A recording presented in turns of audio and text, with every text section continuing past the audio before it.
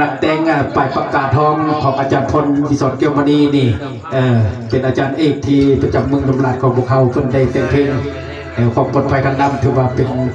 เพลงที่ชนะเลิศในการแข่งขันนะพี่น้องวันนี้พิเศษขอบใจด้วยบรรดาท่านที่มาประกอบส่วนในงานนี้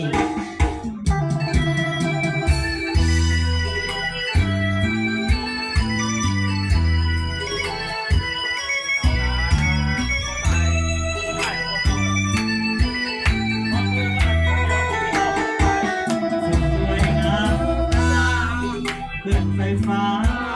น้ำเกินสองติดพันทองแม่พี่น้องพวกกองดอกพวกปักหักษาอ่านน้ำเกินสองปล่อยลงคลองหลังผลิตไฟฟ้าของเตือนพี่น้องประสานพร้อมกันหันมาฟังเด้อพ่อต้องปลอดภัยทางน้ำอาจเห็นตามแล้วจะปลอดภัยติดห่วงหากอยากเข้าไปกันสั่งเรียนทุกไว้อย่าให้เขามาคนติดไฟมาระดับน้ำเปลี่ยนแปลงไว้ว่า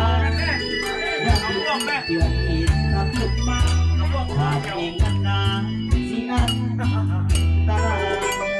โอ้ส่งน้ำไหลก็ออกหัวไว้อย่าได้ปิดเขาอันตรายแท้เจ้ายินตรงไหนเขาสิบโลอย่าลงลอยน้ำอย่าลักต้นหัวเนื้อกระแสน้ำที่พัดตัวต้นเจ้าไหลเลียนบน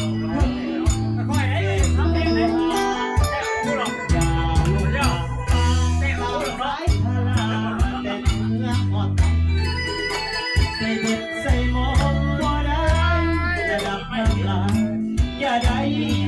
ลงคลองสายน้ำกระทาสายน้ำยุบ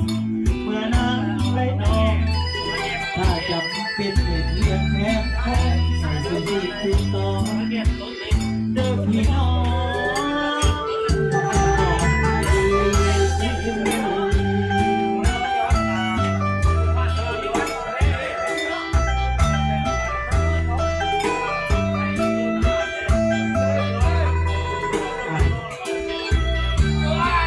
ติดตามเลยนะท่านส่งดอกหญ้าบนต้น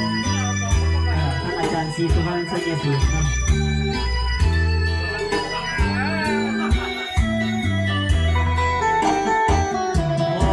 ส่งน้ำไหลเป็นกองหัวไว้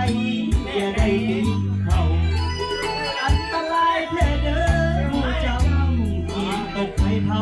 ทั้งสิน้ำลมอย่าลงลอยน้ำอย่าพังกันต้นหัวเลย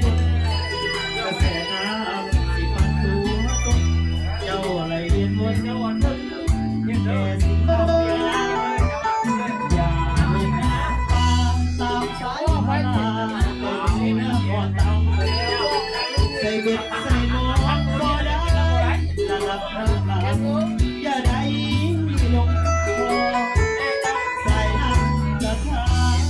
ใส่น้ำได้เมื่อน้ำไม่ออกถ้าจะเป็นเลี้ยงแทนพ่อสุขีคุณต่อเจอพี่น้อง